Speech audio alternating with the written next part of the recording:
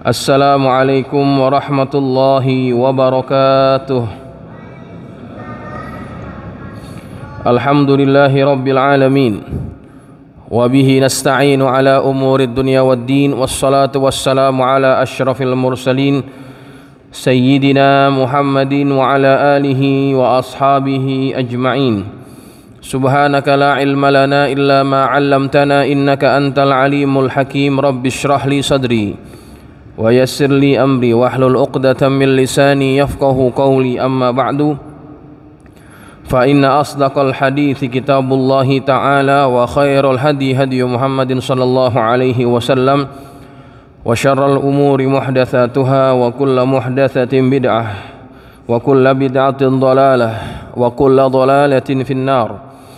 Hadirin jamaah yang dirahmati Allah sekalian, kita akan melanjutkan tafsir Al-Munir. Masih dalam surah Al-Baqarah, kita masuk pada ayat yang ke-222. Bismillahirrahmanirrahim. Qala al-musannifu rahimahullahu ta'ala wa ghafara lahu wa liwalidayhi wa limasyayikhihi wa nafa'ana biulumihi fid dharaini amin. Radiyallahu ankum qala radiyallahu an. Hadirin, ayat ini adalah ayat yang juga menjadi pertanyaan, menjawab pertanyaan orang-orang atau sahabat-sahabat Rasulullah sallallahu alaihi wasallam. Hadirin jamaah yang dirahmati Allah, kita masuk pembahasannya. Ayat ini menjawab pertanyaan dari beberapa orang berkaitan wanita yang didatangi haid. Wa yas'alunaka 'anil mahid ay al-haid, dan mereka bertanya kepadamu wahai Muhammad tentang haid. Mahid itu sama dengan haid, ya. Wasailu an dzalika Tsabit bin Dahdah, yang bertanya itu adalah Tsabit ad-Dahdah al-Ansari. Waqila, dan ada yang berkata, yang bertanya itu adalah Abbad bin Bishr wa Usaid bin Hudair. Yang bertanya itu adalah Abbad bin Bishr dan Usaid bin Hudair. Lianna ahlal jahiliyata kanu idza hadatil mar'atu lam yuakiluha wa lam yusharibuha wa lam yujalisuha ala firash walam yusakinuha fi baitin kafi'lil yahudi wal majus. Mereka bertanya tentang wanita yang didatangi haid karena orang-orang jahiliyah dahulu, ya, sebelum datangnya Islam, apabila ada seorang wanita yang haid, maka wanita yang haid itu tidak boleh makan bersama, tidak boleh minum bersama, tidak boleh duduk bersama. Satu hamparan, satu karpet. Kalau di karpet itu ada orang haid, nggak boleh, diusir. Dan juga mereka tidak tinggal bersama dalam satu rumah. Artinya kalau ada wanita yang haid, mereka akan ditempatkan di rumah yang khusus, hanya dia saja, tidak boleh bercampur dengan yang lain-lainnya. Nah, perbuatan ini kafi'lil yahudi wal majus, seperti perbuatan orang Yahudi dan orang Majusi, agak keras, ya, agak ketat terhadap wanita-wanita yang haid.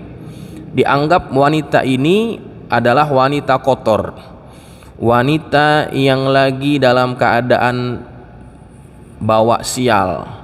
Jadi nggak mau tuh mereka tinggal bersama, makan bersama, duduk bersama. Dianggap wanita ini lagi ada sial, begitu, ya. Wa amman nasara, adapun orang-orang Nasrani, kanu yujami'unahunna wa la yubaluna bil haid. Nah, orang Nasrani lebih parah lagi. Orang Nasrani mereka tetap berjima dengan wanita-wanita yang haid ini, dan mereka nggak peduli kalau dalam keadaan haid. Lebih parah. Makanya golongan Nasrani dalam Quran itu disebut dengan ad-dallin, orang-orang yang sesat. Lah orang wanita nggak boleh disetubuhi, kemudian malah mereka setubuhi wanita-wanita dalam keadaan haid. Itu kan namanya tersesat. Orang yang nggak berjalan pada trek yang betul, maka itu disebut orang yang tersesat. Nah, itulah orang-orang Nasrani. Maka atas dasar itulah ditanyakan kepada baginda Rasulullah bagaimana Islam memandang wanita yang haid ini. Kemudian dijawab, "Kul," katakanlah, "ya asyrafal khalqi, wahai makhluk yang paling mulia, huwa ay al-haidu adzan." Katakanlah wahai Muhammad, sesungguhnya haid itu adalah adzan, ay qadharun, yakni kotoran, lirraihatil munkarah, yang memiliki bau yang tidak disukai, allati fihi, yang ada padanya, wal launul fasidu, dan dia ini, darah haid ini punya warna yang rusak, ya, warna yang darah kalau rusak kan dia bukan merah, Pak, apa namanya, darah itu kalau rusak dia akan berubah menjadi hitam. Jadi darah haid itu adalah darah rusak, ya, yang keluar dari tubuh wanita, walil hiddatil qawiyah, dan dia punya warna itu tajam, ya, allati fihi kama qala sallallahu alaihi wasallam, damul haidi huwal aswadul muhtadim ay al muhtarik min syiddati hararatih. Kata Nabi, darah haid itu adalah dia berwarna hitam, hitam seperti terbakar, hitamnya kayak hitam terbakar gosong gitu, min syiddati hararatihi, karena sangat panasnya, ya. Maka darah haid itu adalah, kata Allah, kotoran.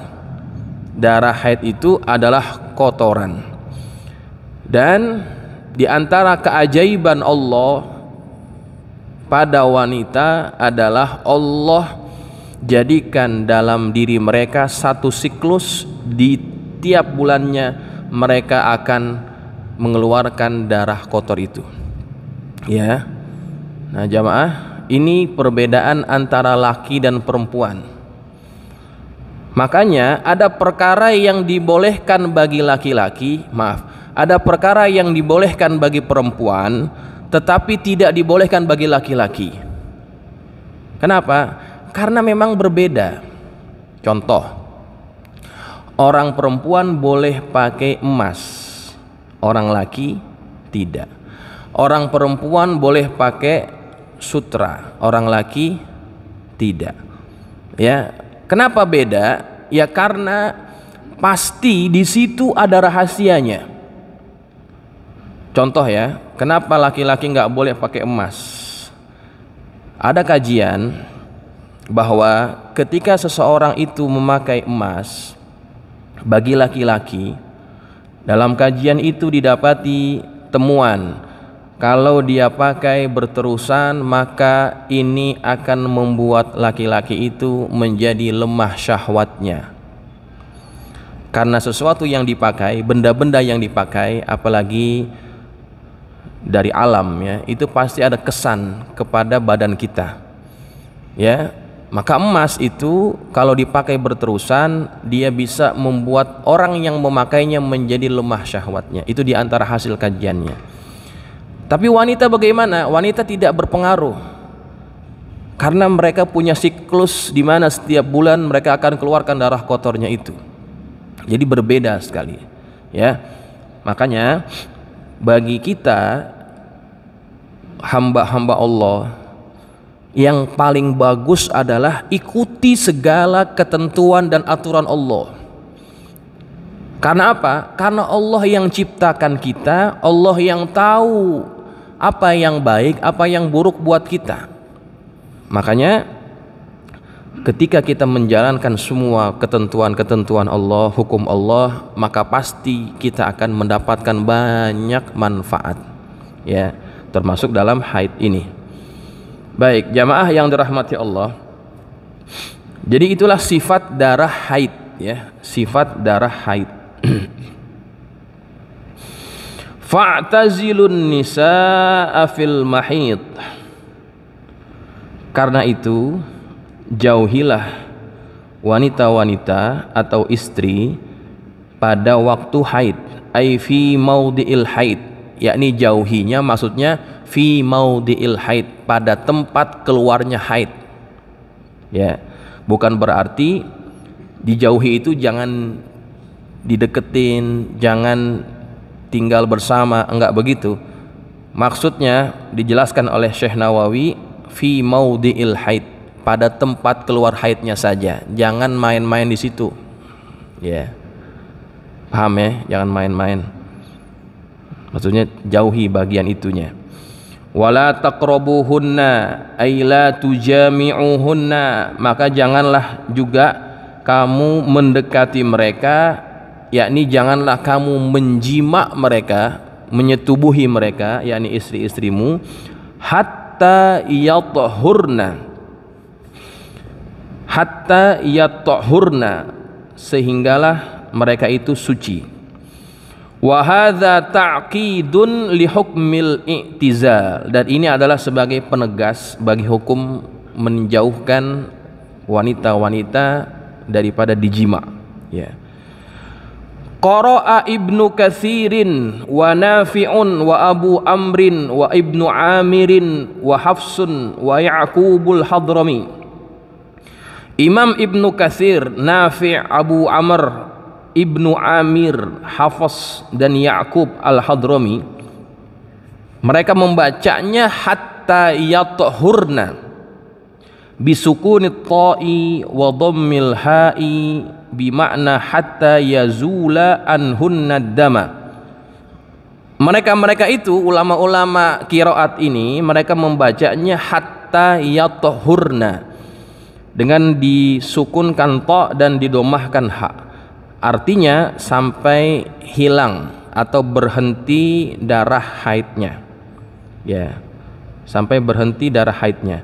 Wa qara'a Syu'batun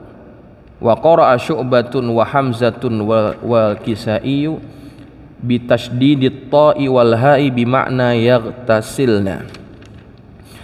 Sedangkan imam yang lainnya, Imam Syu'bah, Hamzah dan Al-Kisai, dia membacanya dengan mentasdidkan ta dan ha yang maknanya sampai mereka mandi. Hatta yatahharna, nah, mereka bacanya begitu. Perbedaan qiraat akan berefek kepada perbedaan hukum. Kalau dibaca hatta yathurna, kita nggak boleh deketin wanita haid atau berjima dengan wanita haid, ya, hatta yathurna, sampai berhenti darahnya. Kalau udah berhenti, maka itu berarti boleh, gitu katanya. Kalau dibacanya seperti itu. Tapi kalau dibacanya hatta yatahharna, sampai mereka mandi, nah, berarti kalaupun sudah berhenti nggak boleh disetubuhin, ya, tungguin sampai dia mandi. Nah, itu berakibat kepada hukum, ya. Maka jamaah, sebetulnya kitab tafsir ini, kitab tafsir Munir ini sesungguhnya dia tafsir yang agak lumayan tinggi juga, karena di dalamnya dibahas tentang qiraat. Bagi orang-orang awam, masalah qiraat ini mereka nggak paham, ya, tapi dibahas oleh Imam atau Syekh Nawawi Al-Bantani, ya. Begitu juga sebetulnya tafsir Al-Jalalain itu jangan dianggap tafsir yang rendah, itu tafsir tinggi itu sebetulnya. Kenapa? Karena banyak pembahasan nahunya, pembahasan ilmu alatnya itu cukup banyak dalam tafsir Al-Jalalain. Makanya kalau kita ngaji tafsir itu berarti hebat kita, ya. Kalau ngaji terjemahan doang mah gampang, yang susah itu ngaji tafsir. Kenapa? Karena membahas tafsir tidak cukup dari terjemah, kita harus kupas juga dari aspek bahasanya ataupun dari aspek gramatikanya, baru kita akan dapat kesimpulan yang menyeluruh, ya. Baik, kita nggak panjangin yang itu. Baik, kemudian Fa idza tatahharna, apabila mereka itu telah suci, yakni sudah mandi, ai igtasalna, mereka sudah mandi, au tayammamna, atau mereka sudah tayammum, inda ta'adzuri isti'malil ma, ketika tidak boleh menggunakan air. Nah, artinya apa? Mandi janabah itu boleh tayamum, ya. Mandi janabah boleh tayamum buat laki atau perempuan. Ini ilmu nih, ya. Maka jangan dianggap mandi janabah itu ya mesti mandi. Mengangkat janabah itu bisa melalui tayamum kalau orangnya memang tidak boleh kena air. Pernah pada zaman Nabi ada seorang sahabat, dia ini kepalanya itu pecah, kemudian diperban, ya, diperban. Malamnya ini sahabat mimpi basah, kan repot itu, mimpi basah. Nah, dia kebingungan, ini bagaimana urusannya? Apakah saya mesti mandi? Ya, kalau saya mandi, saya lagi sakit, kepala saya nih lagi bocor. Kata temennya, boleh nggak? Kata ditanyakan sama dia, boleh nggak kalau saya tayamum? Kata temennya yang ditanya ini, nggak boleh, harus mandi. Nah, temennya ini jawab tidak berdasarkan ilmu, dia nggak tahu, asal jawab aja. Akhirnya temennya ini yang sakit tadi, yang sedang junub, dia mandi, palanya lagi bocor, dibuka itu kainnya, dia mandi, mati pak, mati.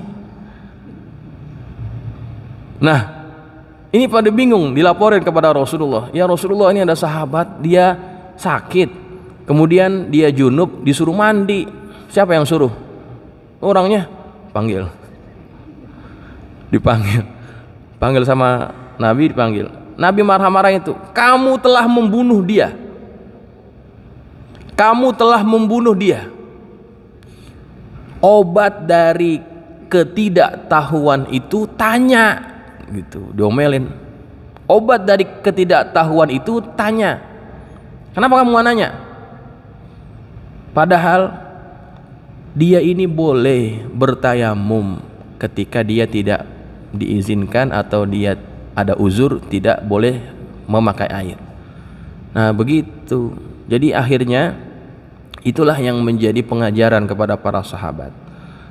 Kalau istri kita lagi haid, sudah berhenti haidnya, dia lagi sakit, nggak boleh kena air, ya.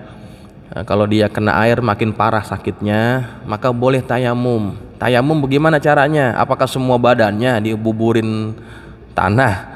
Enggak, tayamum itu cuma dua. Anggota yang wajib kena itu cuma dua. Apa itu? Wajah dan tangan kita. Ya, wajah dan tangan kita. Nah, itu. Jadi cukup, nggak usah pakai guling-gulingan. Ya, cukup begitu tayamum. Terangkat gak janabahnya? Terangkat. Ya, terangkat. Begitu. Baik. Maka ketika si wanita yang haid ini sudah mandi, sudah suci, fa'tuhunna min haitsu amarakumullah, maka datangilah mereka atau campurilah mereka sesuai dengan ketentuan yang Allah perintahkan. Ai fajami'uhunna fi maudi'in amarakumullahu bihi wa huwal qubul. Dan jimaklah mereka atau istri-istri yang sudah haid, yang sudah suci itu pada tempat yang Allah perintahkan dengannya, yaitu kubul, kemaluan depan, ya, kemaluan depannya. Baik. Wa qala al-Asam waz-Zujaj, berkata al-Asam dan az-Zujaj, ay fa'tuhunna min haitsu yahillu lakum ghasyanahunna wa dzalika bi an la yakunna shaimatin wala mu'tafikatin wala muhrimatin bin nusuk, yakni datangilah mereka sesuai dengan apa yang dihalalkan bagi kalian menyetubuhinya, dan yang demikian itu seandainya mereka itu tidak dalam keadaan berpuasa, tidak dalam keadaan beriktikaf, tidak dalam keadaan sedang berihram, ya, maka nggak boleh mendatangi wanita dalam keadaan itu sedang puasa. Puasanya puasa wajib, ya, puasa sedang sedang iktikaf, sedang ihram, nggak boleh. Kemudian wa fuhima min hadzal syarti, dan difahami daripada syarat ini, annahu yushtaratu ba'da inqita'il haidil ightisal, ya. Dan difahami daripada syarat ini bahwasannya disyaratkan setelah terputusnya haid dan juga setelah mandi. Li'annahu qad shara al-majmu'u ghayah wa dzalika bimanzilati qaulika, ya. Karena yang demikian itu telah menjadi sesuatu yang dikumpulkan dan itu menjadi tujuan dengannya, seperti perkataanmu la takallam fulanan hatta yadkhulad dar, ya. Ini diumpamakan oleh pengarang kitab, janganlah kamu berbicara kepada si fulan sampai dia masuk ke rumah. Fa idza tabat nafsuhu ba'da ad-dukhuli fakallamahu, kalau sudah tenang dirinya setelah masuk maka bicaralah kepadanya, ya. Fa innahu yajibu an yata'allaqa ibahata kalamika bil amrayni jami'an, karena yang demikian itu karena sesungguhnya wajib menggantungkan kebolehan berkata-kata kepadanya dengan dua perkara bersama-sama. Apa itu? Ya, yakni dia masuk dulu dan kemudian tenang jiwanya. Ini perumpamaan yang disebut oleh pengarang kitab. Kata Allah kan dalam ayat ini Allah sebutkan wala taqrabuhunna hatta yathurna, jangan kamu dekati mereka sampai mereka itu suci, sampai mereka berhenti haidnya. Fa idza tatahharna, kalau mereka sudah mandi, fa'tuhunna min haitsu amarakumullah, boleh datangin mereka. Artinya ada dua keadaan di situ. Kalau cuma suci dari haid, dia belum mandi, nggak boleh. Karena pada ayat pada sambungan perkataan Allahnya itu fa idza tatahharna, kalau dia sudah mandi, fa'tuhunna min haitsu amarakumullah, baru deh kalau udah mandi boleh kita datengin istri kita. Jadi hukumnya ini nanti berbeda, ya, antara para ulama. Kita lihat wattafaqa Malikun wal Auza'i wath Tsauri wasy-Syafi'i annahu idza inqata'a haidul mar'ati la yahillu li zawji mujama'ataha illa ba'da an taghtasila minal haid. Bersepakat Imam Malik, Al-Auza'i, Al-Tsauri dan Imam Asy-Syafi'i bahwasannya apabila telah terputus haid seorang wanita, udah berhenti, maka tidak halal bagi suami untuk menjimaknya kecuali setelah istrinya itu mandi daripada haidnya. Jadi dalam mazhab Syafi'i, Imam Malik dan Imam As-Tsauri dan sebagainya tadi, mereka berpendapat dari ayat ini bahwa orang yang sudah berhenti haidnya nggak boleh dijima kecuali kalau sudah mandi, ya. Kalau sudah mandi begitu, jangan main tabrak aja, Pak, tungguin dulu suruh mandi. Ini kata Imam Syafi'i, ya, Imam Malik dan sebagainya tadi. Wal masyhuru an Abi Hanifata, dan pendapat yang masyhur dari Abu Hanifah, annaha idza ra'at at-tuhra duna asyarati ayyamin lam yaqribha zawjuha,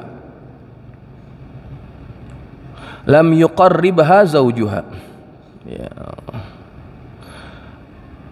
Kata Imam Abu Hanifah, seandainya wanita itu sudah melihat dirinya suci kurang dari 7 hari, kurang dari 10 hari. Kalau si wanita ini dia lihat darahnya sudah berhenti tapi kurang 10 hari, maka si suaminya tetap jangan mendekati istrinya. Jadi kalau kata Imam Abu Hanifah, kalau si istri ini dia lihat darahnya sudah berhenti tapi belum 10 hari, suami jangan deketin. Wa in ra'athu li asyrati ayyamin jaza an yuqarribaha qoblal ightisal. Kalau seandainya si suami ini sudah melihat istrinya suci lebih daripada 10 hari, ya, haidnya artinya berhenti setelah 10 hari, lebih daripada 10 hari, maka dia boleh mendekati istrinya sekalipun istrinya belum mandi. Ya, ini kata imam siapa nih? Imam Abu Hanifah. Kalau kata Imam Hanifah, seandainya dia ini belum mandi tapi sudah suci, cuma jaraknya 10 hari, haidnya itu 10 hari, maka boleh dia menggaulinya, ya. Baik, paham sampai sini? Paham ya? Jadi kalau istri kita berhenti dalam keadaan haidnya, ya, pendapat yang kita pakai yang mana? Kita pakai saja pendapat Imam Syafi'i, ya, bahwa kita jangan deketin istri kita atau menjima istri kita kalau dia belum mandi, ya. Kalau dia belum mandi, kalau kita udah keblot banget juga tahan aja, Pak, ya, tahan dulu, ya. Kalau dalam Imam Syafi'i, mata Imam Syafi'i, nggak mesti tunggu 10 hari, ya, 7 hari. Kalau memang dia sudah berhenti, ya, sudah berhenti darah haidnya, udah mandi, nah, maka dia boleh jima, ya, begitu. Nah, kenapa beda hukumnya ini jadi beda? Nah, itulah yang namanya fikih. Fikih itu sangat biasa untuk berbeda. Namanya juga fikih. Apa arti fikih? Pemahaman. Satu nas difahaminya kadang-kadang berbeda dan menghasilkan kesimpulan hukum yang berbeda. Maka kalau yang namanya fikih berbeda, kita harus berlapang dada. Kalau syariat nggak mungkin beda, syariat mesti sama. Tapi kalau fikih maka pasti dia beda. Bagi orang alim, perbedaan itu adalah rahmat. Ikhtilaful ulama rahmah. Perbedaan ulama itu adalah rahmat. Tapi kalau ikhtilaful awam azab, perbedaan orang awam itu jadi azab. Kenapa? Orang awam kalau berbeda dia nggak mau tahu, yang penting pendapatnya mesti didengerin. Susah menerima perbedaan pendapat, begitu. Nah, ini yang sering berantem kan orang awamnya apa ulamanya? Orang awamnya, ya. Karena memang fikih itu pasti menghasilkan kesimpulan hukum yang berbeda. Jadi jamaah, kalau kita lihat video-video, ya, dari ulama-ulama, kan banyak tuh terkait masalah apa. Ini kok beda, ini lagi beda lagi, ini beda lagi. Biasa aja gitu. Itu namanya fikih. Menurut ulama anu boleh, menurut ulama anu nggak boleh. Itu biasa, bukan berarti yang salah satunya benar, yang salah satunya salah, enggak begitu. Masing-masing punya cara memahaminya berbeda, ya. Nah, begitu jamaah yang dirahmati Allah. Kemudian ditutup dengan ayat innallaha yuhibbut tawwabin. Allah itu, sesungguhnya Allah menyukai orang-orang yang bertaubat bin nadmi ala ma madha minadz-dzanbi, menyesali atas apa yang telah dia lakukan daripada dosa. Wattarki fil hadiri wal azmi ala an la yaf'ala mithlahu fil mustaqbal. Dia meninggalkan masa sekarang ini dan berazam untuk tidak mengulangi perbuatan dosanya itu di masa yang akan datang. Wa yuhibbul mutatahhirin, dan Allah menyukai orang-orang yang mensucikan dirinya, aymul al-mutanazzihina anil ma'asi min ityanin nisa fi zamanil haidi wal ityani fil adbar. Jadi Allah menyukai orang-orang yang mensucikan dirinya daripada perbuatan maksiat dengan mendatangi wanita pada waktu haid, pada kemaluannya, pada duburnya, ya. Jadi kalau wanita dalam haid kan nggak boleh menjima dari kubul, dari dubur boleh nggak? Ya nggak boleh juga. Ya, karena apa? Karena dubur itu adalah tempat keluarnya kotoran. Sedikit saya tambahkan, apa rahasianya Allah melarang kita menjima wanita dalam keadaan haid? Pertama, orang dalam keadaan haid itu dia mengeluarkan darah dan rahim perempuan pada waktu dia haid dia terbuka. Seandainya ada benda masuk, contoh ya kemaluan laki-laki masuk ke dalamnya, dan di kemaluan itu ada bakteri masuk dia bersama kemaluannya, kemudian masuk ke rahimnya yang ketika itu sedang terbuka, ya, maka itu bisa mengakibatkan wanita tersebut terkena virus human papilloma virus HPV. Itu bisa mengakibatkan itu, nanti bisa cancer, ya, bisa penyakit yang tidak diinginkan. Dan bagi laki-lakinya, ya, selain itu pada bagi wanita juga ketika dia haid kemudian dijima, ya, bisa terjadi darah yang harusnya keluar dia masuk lagi. Dari itu kotor, kemudian masuk ke dalam rahimnya, itu bisa menyebabkan dia itu berpenyakit. Itu rahasianya. Ya, bagi laki-laki juga begitu sama. Ya, dia bisa terjangkit kuman karena di kemaluan wanita itu sedang banyak darah, yang di darah itu banyak kuman, banyak penyakit.